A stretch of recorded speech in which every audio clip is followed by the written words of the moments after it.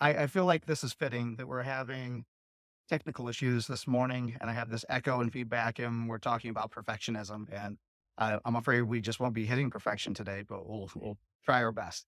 Yeah, you're reading my mind. It's exactly what I was thinking. It's it's really kind of funny, right? Sometimes perfection is the enemy of progress, right? Or good outcomes. And so today we start technology works great, right? When it works. And today we're less than perfect on our audio setup and you know what? That's okay. That's okay. Yeah, and it wasn't for lack of trying. We did That's we did, right. did give it a pretty good effort, and Dave and I are both technology nerds, Yes. and I think that that's sometimes that's part of the problem that we like new stuff and we like cameras that have high quality 4K, and we like that they have the lossless audio and all that. And sometimes when you really shoot for the stars, it's really hard to pull that off. It introduces additional complications. Um, that's something I've experienced in my life. Is that something that you experience? Oh, I experience it all the time. Yeah, at a much less annoying level than it used to be. When I was thinking about our topic today, just the perfectionism, in contrast to idealism, it actually took me all the way back to my first job. My first job out of college was at an addictions treatment center. I got hired as a family therapist, and one of my first jobs was they handed me a list of topics and said, "You're going to be presenting on these topics." And I freaked out internally. Of course, I smiled and said, "Great, no problem," as if I had it all in the basket and it was going to be just fine. But I labored over that, fretted over it. I interviewed the other employees about when they gave that topic and how they did it. I got copies of their handouts and their presentations. And some might say I just had a fear of public speaking. But under that umbrella of fear of public speaking, because I did have that, was this fear that I wasn't going to get it right. And I was mortified that I might make a mistake or turn somebody off or folks wouldn't understand or they might even disagree. And so I remember those first times. Folks in the audience there at Koala Hospital, way up in Plymouth, Indiana, they probably had no idea that internally I was freaking out. But I knew that it wasn't. I didn't feel perfect to me, and I just wanted it to be so. Could you help me contrast perfectionism and idealism? Yeah, NFers, us intuitive feelers, heart-driven folks, we have a strong tendency to be idealists. It's one of our superpowers, actually, and we like to shoot for the stars. As a kid, I was described as a daydreamer. My parents would often say, "Dave has his head in the clouds," and so idealists, NFers, most of which are idealists, we have a tendency to be innovators, creators, visionaries. And so it's a beautiful superpower to have, but it's like two sides of the same coin. On the other side is perfectionism, and a lot of times idealists get super stuck because they want it all to be perfect, and they get in it. And sometimes for folks, especially younger folks, not always just younger folks, but especially younger folks, sometimes get immobilized by the fear of not getting it perfect and then have a really difficult time getting started on projects. My son really struggled with that as a high schooler, and even before that, he would leap forward to the outcome and then jump back to where he was at, get overwhelmed by the process, and that it wasn't that he was going to make mistakes maybe, and then he wouldn't start the project at all. Yeah, and that was a really tough issue to get through. But so anyway, idealists, folks who have idealistic thinking are just incredible. The world needs us in very special ways. The enemy of idealism, though, is that perfectionism. And perfectionism can keep us from starting a project. It can mess up the progress on a project. It can mess up our self esteem in our self confidence when things don't go exactly as planned. And so, does that make sense? It absolutely makes sense.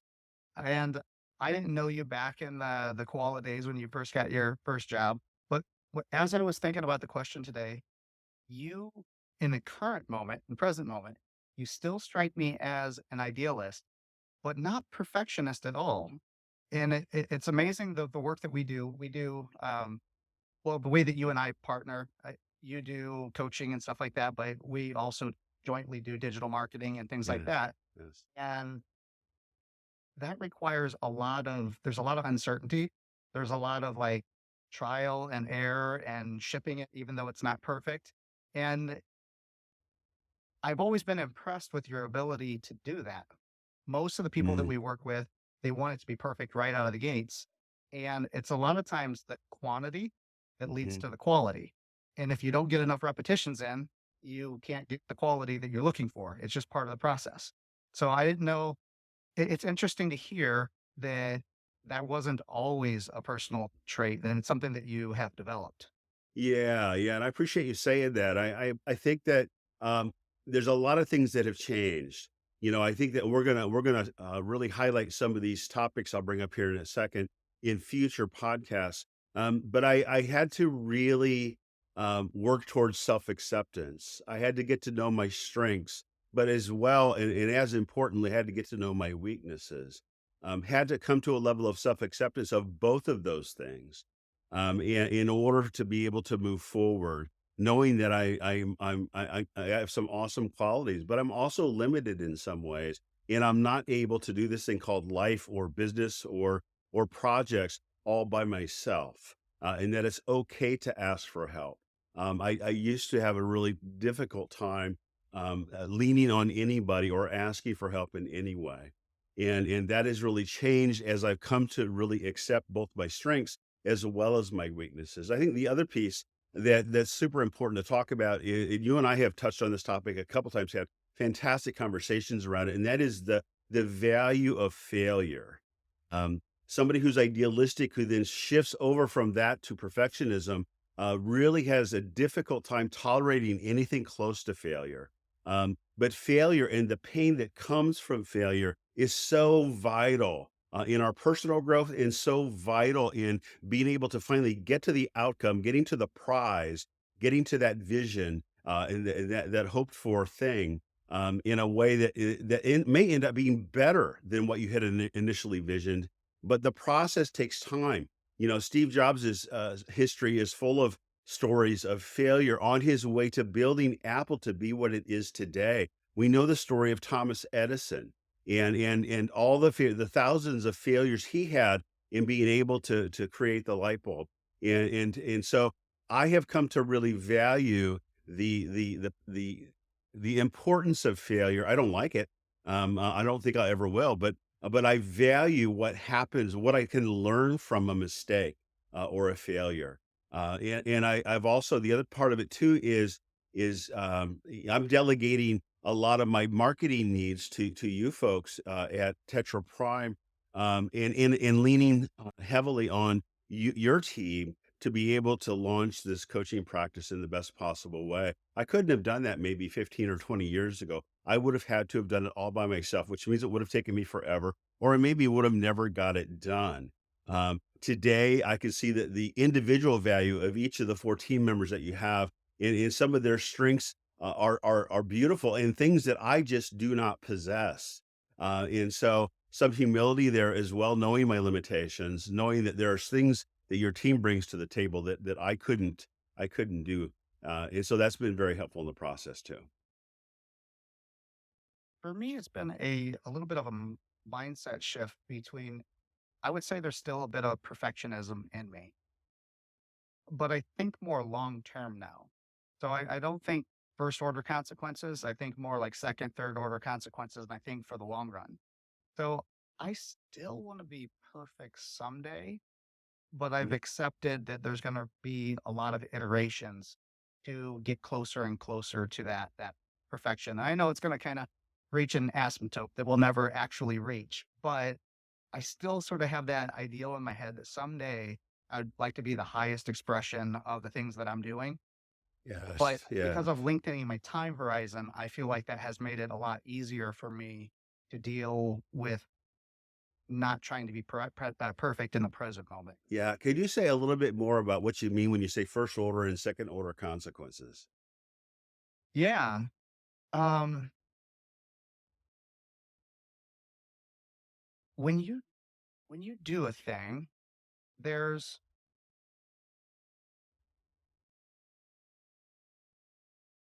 there's a lot of different ways to think about this. So, but one way to think about it is whether or not something brings you pleasure or pain in the current moment, and whether that activity, if repeated over and over again, is going to bring you pleasure or pain in the long run. Mm, So, a good example of this is exercise. mhm. So, if you haven't exercised in a really long time and you pick up a program, you're probably not going to enjoy it in the moment. It's probably going to feel pretty uncomfortable. It's going to be difficult. So, it feels negative in the moment. Yet, if you maintain that activity, the second order consequence, the long run consequence, is that you get in better health and you may even start to enjoy the actual activity in the long run. So Yes. I try to not let myself do or not do an activity based on the first order consequence of whether it feels good or bad today. I try to like give a gift to myself in the future and say, is this the type of habit that I want to have in my life? Because will this habit, regardless of how it makes me feel today, will it lead to a better future? That's like a gift to Aaron in the future. Yeah, yeah, so it's almost a willingness on your part to have a little bit of suffering involved in the growth process to be able to get to the end goal, and that's important for me to hear because I think that today, in our culture today, we have a tendency to want the prize right away, that immediate gratification without necessarily the exchange or what it's gonna cost us, and you do a nice job of just talking about sometimes it's the early part of the journey is painful, but the end prize is more enjoyment and pleasure, and maybe even some self confidence and self esteem for being in better shape. If it's a workout that you're talking about, Occasionally, the journey itself even becomes yeah, enjoyable. And when you initially start, that feels like it is impossible. When I first started doing cardio, I hated running. I thought it was the most boring thing, a waste of time. Like I'm always trying to make progress. And it just felt like I'm just running in circles. I'm just exercising for no particular reason. And then the more that I did it, I actually got to a point where it wasn't a challenge and it started to clear my mind. I started to think more creatively on the runs. So it kind of almost went beyond just doing the activity for the second order consequence. I started to enjoy it even in the moment, but that nice, took a while. You got to stay with yes. it for a period of time before you start to enjoy that. Yeah, that reminds me of a talk I had with one of my coaching clients just the other day who says that her husband um seems to be much more of a master at being present in the moment, enjoying the moment. That for her is she's an NFer, and she's an idealist and she's always got her eyes on the prize. And so she's got multiples of those prizes or goals that she has set. But really doesn't settle into what you're talking about, Aaron, and it doesn't settle into the journey or doesn't seem to enjoy the journey, just stays focused on the outcome, which sometimes prevents her from even getting started on a project or being patient with her husband on a collective project between the two of them because she can only see that end prize. I would say to me, it's almost like operating on faith. Hmm. I just keep on doing the first order consequence that's not pleasurable in the hopes that the second order consequence will eventually come. Um, and then it usually does. But I'm actually having a different question for you that is bubbling up in my head. And I don't want us to run out of time here. Hmm. Um, you often have pretty clear vision in your mind, and it's often a large vision. Hmm. I would say that the majority of people around you have a hard time seeing your vision. Yes. So when your vision hits the runway and you get down to implementation, uh, how do you deal with that when people have a hard time seeing what you're trying to describe to them, what the big picture is, what the ideal is, how to move towards this vision that you have in your mind? How do you deal with the stress and anxiety of it almost feels like you're misunderstood a lot of times. Mm-hmm. And even myself, I'm a very forward-looking person. Sometimes you come to me with a intuitive feeling kind of idea that I can tell it completely has you gripped, and I can't get myself on the same level. So like it seems like it could be a very lonely place to be misunderstood like that. Yeah, loneliness is certainly something that NFers deal with a lot for a lot of different reasons. We'll talk more about that in a future podcast. But I think you're right. And I think one of the things that I've come to accept about myself and then NFers in general is that we tend to be able to peek around the corner into the future in a natural way, a little bit better than the average population. But because we're not there in that moment in the future yet, folks have a difficult time understanding or trying that on. I know that way back in 2002, I talked with my then wife Christine about making therapy services more amenable, more flexible, more convenient for folks, being able to attend to folks and have sessions where they're at. And what I ended up, she had a really difficult time. Nobody had ever talked to her that way before about that kind of a goal. You know, for her therapy was you go in and the client comes to the office, checks in, right, comes into your therapy office, sits down, and you have a one-on-one session. And that's still the case today for many therapists and therapy clients. But what I was proposing is maybe by phone or by video that we might be able to really do the same thing and make it much more convenient for the client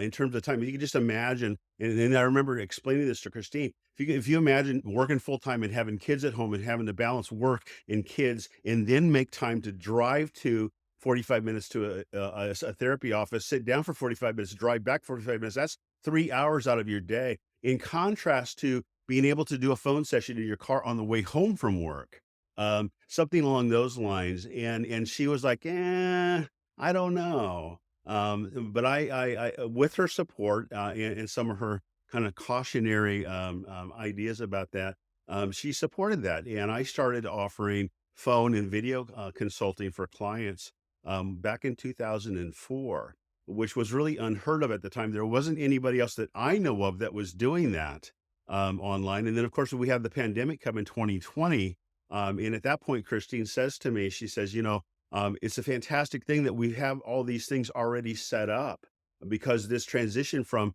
in person now to virtual work with clients is going to be much more convenient for our staff. So, I've got a question for you about when you have a big vision, a big goal, and I see this with you. Like, I bet if I'd look at your browser on any particular day, you probably have at least 10, probably being generous, tabs open. yeah. So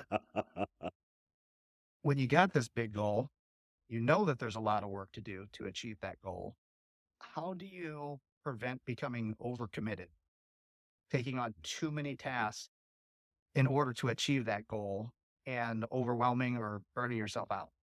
The overcommitment can happen a couple different ways for me, and I know with efforts in general because I've done so much work now over the years with intuitive feelers, and that is, um, um, first of all, I again might lean so far over to the perfectionism side where we kind of move away from or shift away from idealism, and I want to then get into every single detail. Um, for instance, when I first started Kenosis Counseling Center, it was out of a home office. I wanted to have a website, but I couldn't afford a website designer. But of course, I was looking at the high-end website designers. I probably could have afforded somebody that maybe worked out of their home too, right? But that wasn't acceptable. My idealistic, perfectionistic thinking, no, I can't afford the big dollars for these folks. So I'm going to learn. So then I had to learn HTML. But then we wanted web pages to do certain things, right? So you can't just plop a web page up. You got to know how to use JavaScript and to be able to start. So then I started learning how to program a little bit, and I enjoyed all of that. But it made the process so incredibly sluggish and slow that I never really. The truth is, I got that website live, and I'm super proud that I was able to do that back then. But it took much longer than it should have because every single detail with marketing, I felt like I had to be the master of. And that was 25 years ago. And I'm different today. Today, I know that we get to the end goal much faster and more efficiently, and probably in some better quality ways if I let go. surrender, delegate, and lean on other folks' talents and skills. The second piece that I think gets in the way, a lot of folks who are NFers and idealistic in their thinking also are multi potentialites. It's a concept that I learned from Emily Wapnick, and we tend to get distracted or attracted to shiny new objects. So I get started down one path on a goal or a vision, and then some other shiny new object would appear to my right or left, and then I would go down that path. And so I would not so much become a master at any given vision or path. I would learn a little bit about a lot of things, but not be really truly successful in any given area as a result of that. That sounds like that entire topic could be an episode in and of itself. Absolutely, absolutely. Because I know that there's a lot of strategy for individuals that are wired that way, and you can be successful being Hmm. a Renaissance person. Yes. It used to be a thing until Yeah. our society got so focused on specialization. But perhaps we'll save that for another episode. Did you want to tease some of the episodes that are coming up? Or Oh my goodness. I think that overcommitment came up today, which would be a great follow-up topic. I think to be able to attend to your last statement and talk about being a multi-potentialite or having a lot of varied interests and being able to know how to work with varied interests to finally boil all that down to a way that you can be successful professionally and pay the bills, right? And so that's a great topic for the future. But overcommitment could be one. This multi-potentialite, area could also be another. well, sounds great. I enjoyed our conversation today. I hope that other people did as well. I know that there are a lot of intuitive feelers out there, so I'm pretty sure that this message will resonate with more than a handful of people. So, before we jump off here, are there any closing remarks that you have? I just, my heart is in this for you as in efforts. If you're an intuitive feeler, if you're heart driven, I wanna speak to you what you need to hear. So, hopefully, some of this did resonate with you today. And if it didn't, or I missed the mark in some way, please let us know because we wanna make this all about you and what you need.